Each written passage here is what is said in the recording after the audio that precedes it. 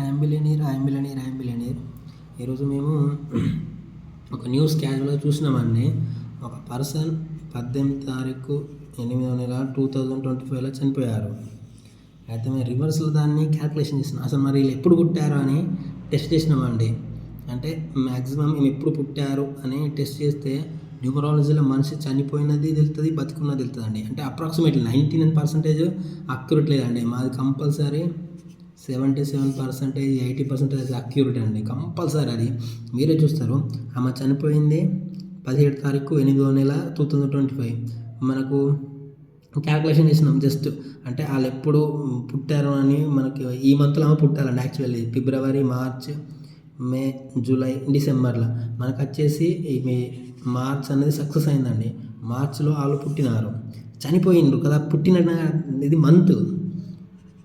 Month మార్చ్లో పుట్టారు, date of birth month అన్నట్టు.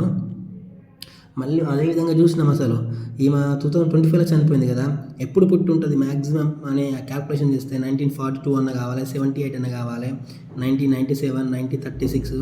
ఈ 1952లో చూసినామండి. 52 అన్న కావాలి, 58, 57, 56 ఈ 8 ఇయర్స్లో కావాలని చూసినాము. మాకు వచ్చేసి 1955 అని చూపారండి. ఇక వాళ్ళ పైన డేట్ ఆఫ్ బర్త్.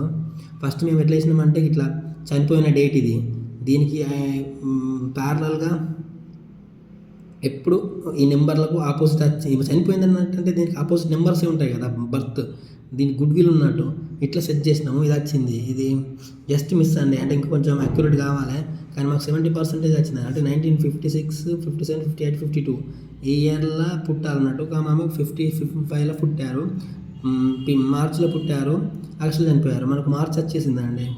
అంటే మనం చనిపోయింది ఆగస్టులో, కానీ పుట్టింది మార్చిలో. మనకు మార్చ్ వచ్చేసింది ఆల్రెడీ. ఒక ఇయర్ కొంచెం క్యాలిక్యులేషన్ మిస్ అయిపోయిందండి. అంటే అక్యురేట్ మనకు సెట్ అయితే లేదన్నట్టు. మేము కొన్ని నెంబర్స్ని ఫాలో చేస్తాము. ఈ డేట్ అనేది ఇప్పుడు ఇంకా ట్రయల్లో ఉన్నది, చేస్తున్నాము. మనకు ఈ మంత్ ఇయర్స్ అయితే 72, 75%, 80% అక్యురేట్ అయిపోయినాయండి. చూడాలి నెక్స్ట్ ఏం జరుగుతుంది అనేది. I'm billionaire.